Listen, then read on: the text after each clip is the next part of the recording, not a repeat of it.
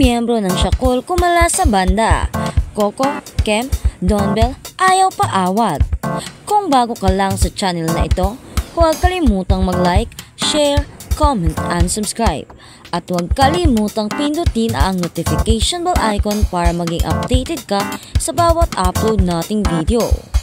Sadyang siksik sa gigil at kilig ang primetime show ng ABS-CBN matapos itong makakuha ng 168,944,336 total of views sa Kapamilya Online Live para sa buwan ng Pebrero ngayong 2024.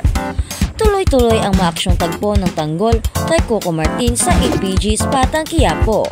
Ngayon na mataas ang tsansa ng makalaya sa kulungan. Dahil dito, determinado siyang makakuha ng hustisya para sa pagkamatay ni Mokang at susubukan din niyang magbagong buhay sa tulong ni Bubbles. Ibang level na rin ang gigil sa linlang the teleserye version dahil buntis si Juliana at si Alex, ang ama.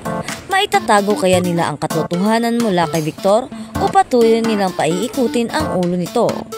Kilig na kilig naman ang mga manonood ng Can't Buy Me Love dahil mas lalong lumalim ang relasyon ni Caroline at Bingo. Kasabay nito, unti-unti na silang nagpapalit sa katotohanan tungkol sa pagkamatay ng nanay ni Caroline na maaaring makaapekto sa kanilang samahan. Ang iconic sa bandang Shakul noong 90s ay nagkaroon ng problema.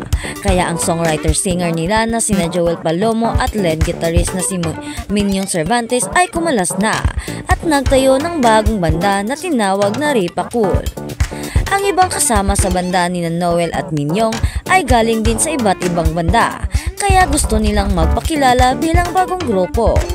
Sa ginanap na media con ng Ripakul sa The New Music Box powered by The Library, kamakailan ay pinarinig ng grupo ang awiting Lakas Tama, Pexman, Gawing Langit ang Mundo, Ituloy Mo Lang at marami pang iba. Kasama ni Noel at Minyong sa banda, sina Alvin Palomo, Wilbert Jimenez, Ras Itom at Zach Alcacet. Hininga naman ng update ang abogado ng Ripakul tungkol sa mga awitin na kinakanta rin ng mga naiwang miyembro ng Shakul. Lahat daw ng kanta ng Shakul ay si Noel ang nagmamay-ari ng copyright at royalties. At usaping legal ay siya ang Shakul bilang original member at nakaisip ng pangalan. Legally, si Noel at Minyong ang Shakul, and based on my conversation with other band members si Ras last time, yung iba, ang naiwang membro they try to register the name Shakul or the trademark. Kaya sina Noel at Minyong they try to appeal. Kaya the court will decide on the appeal. Explika naman ng abogado ng grupo. Samantala, may U-Store ang Ripakul at ang Adrian Entertainment ang magdadala sa kanila doon din nakabase. Ang titulo ng show ay Ripakul Trupa U-Store, simula sa Abril 20 hanggang Abril 26, Abril 28, Mayo 11, Mayo 18 at Mayo 24 hanggang Hunyo 15. Anyway, gustong makakulab ng grupo sina Sara Geronimo, Yeng Constantino at Catherine Bernardo.